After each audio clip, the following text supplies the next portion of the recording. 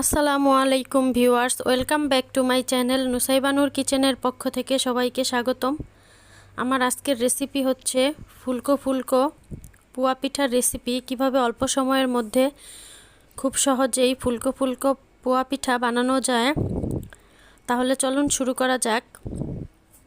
তো প্রথমেই আমি একটি বাটির মধ্যে নিয়ে নিব 1.5 কাপ পরিমাণ চালের গুঁড়া এবং এর মধ্যে আমি 1 কাপ পরিমাণ দিয়ে দিব ময়দা বা আটা এবং এর মধ্যে অ্যাড করে দিব পরিমাণ মতো লবণ।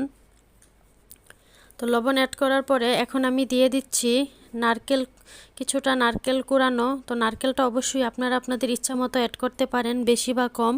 তো এরপরে আমি অ্যাড করে দিব গুড়টা অ্যাড করার পরে আমি হাতের সাহায্যে ভালোভাবে সবগুলো মিশ্রণকে কষলিয়ে ডলে নিব একসাথে। তো ডলে নেওয়ার পরে এখন আমি এখানে অল্প অল্প করে পানি অ্যাড করে ভালোভাবে মাখিয়ে নিব। অবশ্যই পানিটা হতে হবে হালকা কুসুম গরম, ঠান্ডা পানি এখানে দেওয়া যাবে না। ঠান্ডা পানি দিলে পিঠাটা সফট হবে না আর শক্ত হয়ে যাবে, এজন্য পানিটা আমরা হালকা কুসুম গরম পানি অ্যাড করব।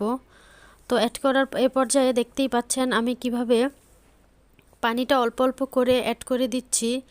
তো বেশ কিছুক্ষণ ময়দা আটার ডোটাকে ভালোভাবে মাখিয়ে নিতে হবে। চালের গুঁড়া এবং ময়দা দিয়ে যেই ডোটা তৈরি করা, সেটা আস্তে আস্তে প্রায় আমি 10 থেকে 15 মিনিট এভাবে মাখিয়ে নিয়েছি। যত ভালোভাবে মাখানো হবে পিঠাটা তত সফট এবং ফুলে উঠবে, সেজন্য ধৈর্য সহকারে একটু সময় নিয়ে পিঠার ডোটা আমাদের তৈরি করে নিতে হবে।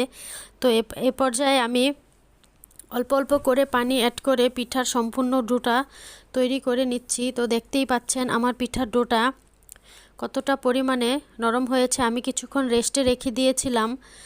তো 1 থেকে 2 ঘন্টা পরে আমি চলে আসলাম। তো দেখতেই পাচ্ছেন আমার পিঠার ব্যাটারটা কত সুন্দর হয়েছে। অপর দিকে আমি অন্য একটি প্যানের মধ্যে পরিমাণ মতো সয়াবিন তেল গরম করে নিয়েছি এবং তেলের মধ্যে আমি পিঠাটা ভাজার জন্য দিয়ে দিয়েছি। দেখতেই পাচ্ছেন আমার পিঠাটা কত সুন্দর ফুলকো হয়ে উঠছে।